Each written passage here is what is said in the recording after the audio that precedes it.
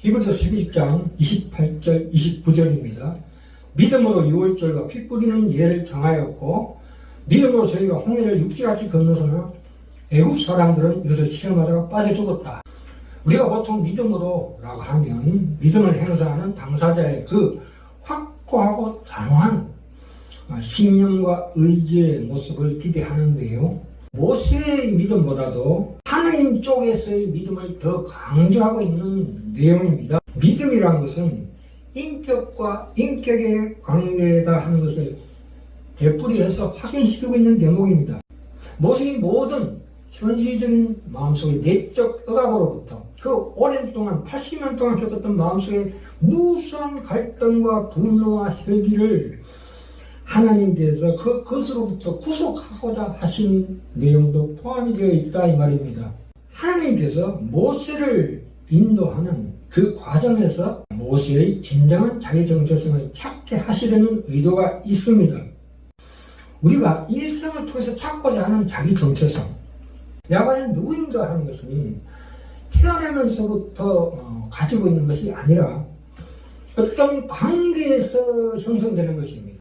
진정한 자기 자신을 찾는 것은 내가 만들어진 나의 존재의 목적이 뭐냐에 따라서 달라지는 것입니다.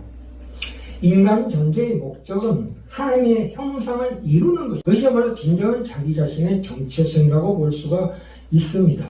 이스라엘 백성보다도 그 지도자인 모세를 더욱더 갈고 닦는 하나님이시다 이거예요. 이 모세의 오경에 기록된 하나님의 후회, 하나님 후회하시죠. 모세기 보면 분노하시죠. 모세를 죽이겠다고 하신 분이십니다. 그러한 마음을 돌이키시고 이스라엘을 다시 긍휼히 여기시는 모습 등은 그러니까 상당 부분 그 하나님이 반영해 주시는 모세 자신의 마음과 동시에 모세에게 나눠주신 하나님의 마음이었다는 것입니다. 우리 지정의를 통해서 하는 역사하신 하나님이시다. 특별히 우리는 배운 사람들이기 때문에 의지를 많이 작동시켜야 될 줄 믿습니다. 이 출애굽기 7장부터 11장 사이에 10가지 재앙이 나옵니다. 그런데 이 재앙을 바로와 애국 백성들도 받고 마찬가지로 모세와 이스라엘 백성들도 함께 받는데 그런데 바로는 항복을 안 하고 모세는 항복하고 믿음의 사람이 되는 그 차이는 무엇인가를 우리가 봐야 합니다. 로마서 9장 14절에서 18절까지 보시면 그런즉 하나님께서 하고자 하시는 자를 긍휼히 여기시고 하고자 하시는 자를 감격해 하시느니라. 로마서 9장 14절에서 18절까지 보시면 그런즉 하나님께서 하고자 하시는 자를 긍휼히 여기시고 하고자 하시는 자를 감격해 하시느니라. 이것은 이 바로가 원래 그럴 마음이 없었는데 하나님께서 일부러 그를 감격해 하도록 하나님께서 조정하셨다는 뜻이 결코 아닙니다. 여기서 우리가 확인하는 것은 같은 일을 놓고도 하나님이 자녀로 부른 자는 그게 다 양식이 된다는 것입니다. 그런 환란이 10가지 재앙이 양식이 되는 것입니다. 그런데 그의 자녀로 삼지 않으시면 어떻게 됩니까? 양식이 안 되고 오히려 썩게 된다는 말입니다. 생명이라는 것은 말하자면 우리가 씨를 뿌리면 비가 오면 비가 와서 크고 해가 쨍쨍해도 그 쨍쨍한 해 때문에 큽니다.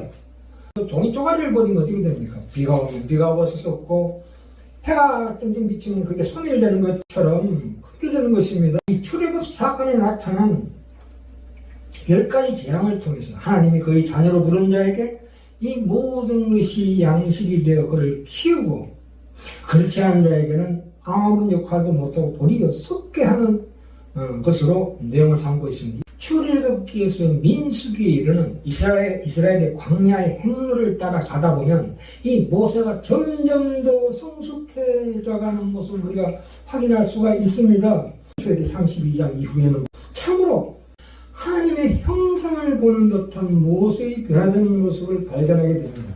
그들이 사죄를 구하면서 하나님께서 이스라엘 백성을 죽이지 마시옵소서 하시려거든 나의 이름도 생명책에서 제해달라고 간청하는 그의 모습에서 성육신하신 예수 그리스도의 형상을 볼 수가 있습니다. 하나님 하나님의 인격이 기어코 그의 인격 안에 변형적으로 내재화되는 그 과정이 바로 참으로 귀한 모세를 통해서 우리가 배워야 할 대목입니다.